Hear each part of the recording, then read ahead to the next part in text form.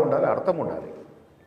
ఏది పడితే అది కేంద్ర మంత్రి స్థాయిలో ఉండి ఏది పడితే అది మరొకటి పాత్ర వారు నిర్వహించిన సంగతి.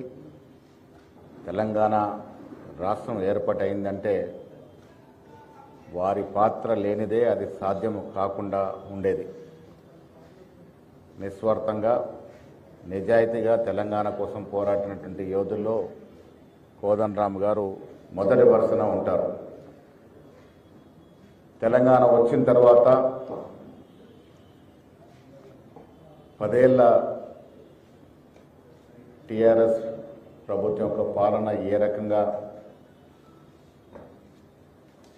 ఎటువైపు పయనించిందో మనందరికీ తెలుసు. గాడి దెప్పుతున్నటువంటి సమయంలో మళ్ళీ వారి యొక్క దురంకత నిరంకుశ పాలన వ్యతిరేకించి టీజేఎస్ పార్టీని స్థాపించి నిరంతరం ప్రజల కోసం పెద్దలు కోదండరామ్ గారు కానీ విశ్వేశ్వరరావు గారు వారి బృందం అంతా పోరాడుతున్నటువంటి పరిస్థితి. 10 ఏళ్ల నిరంకుశిత పాలన విముక్తి కొరకు ఆనాడు 18లో కానీ తర్వాత 23లో కానీ కాంగ్రెస్ పార్టీతో కమ్యూనిస్ట్ పార్టీతో కలిసి కేసీఆర్ వ్యతిరేక పాలనలో మేమంతా నిమగ్నమైన సంగతి మర్చిపోలేనట్టుంది. 2023లో మేము అధికారులు రావడానికి, కాంగ్రెస్ పార్టీ రాష్ట్రంలో అధికారులు రావడానికి, కాంగ్రెస్ ప్రభుత్వం ఏర్పడటానికి కోదండరామ్ గారి యొక్క పాత్ర, వారి నాయకుల పాత్ర కూడా అశేషమైనది. వారు మాతో పాటు మిత్రపక్షంగా ఉన్నారు. ప్రజా సంక్షేమ కార్యక్రమాల్లో ఎప్పటికప్పుడు ప్రభుత్వానికి, పార్టీకి వారు సూచనలు, సలహాలు ఇస్తూ ఉన్నారు. ముఖ్యంగా తెలంగాణ దేనికోసం తెచ్చుకున్నామో నిరుద్యోగ వారి యొక్క ఉద్యోగాల కోసం వారి సలహా సూచనలు పాటించి రేవంత్ రెడ్డి గారి ప్రభుత్వం ఇదివరకు దాదాపు 80,000 పైచిలకు ప్రభుత్వం ఉద్యోగాలు ఇచ్చినటువంటి పరిస్థితి.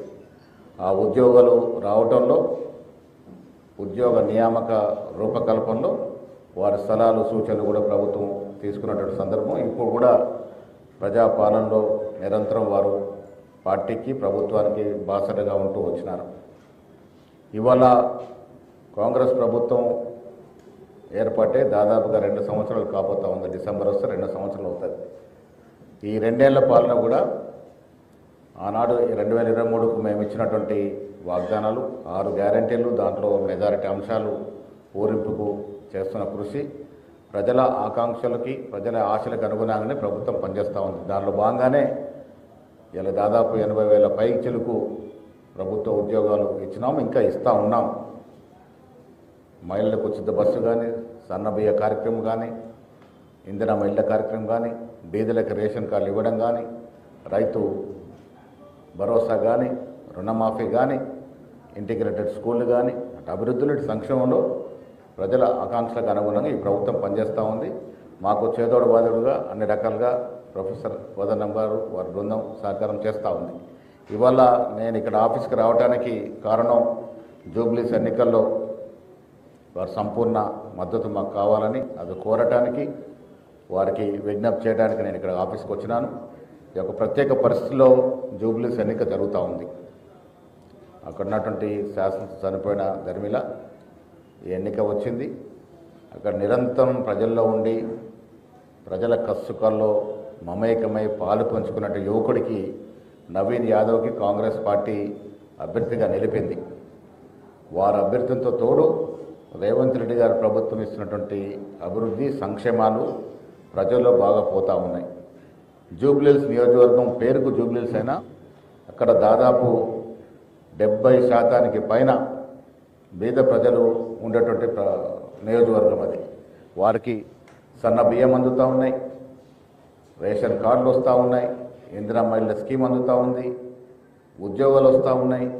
ఇవన్నీ కూడా ప్రజల్లో బాగా నాటుకున్నట్టు కార్యక్రమాలు, ప్రభుత్వం ఇస్తున్నటువంటి అభివృద్ధి, సంక్షేమం, వారికి తోడు సిపిఐ, సిపిఎం, టీజేఎస్ పార్టీల యొక్క మద్దతు, అదేవిధంగా ఎంఐఎం కూడా ఒక యువకుడిగా వారిని గెలిపించాలని చెప్పినటువంటి సందర్భం.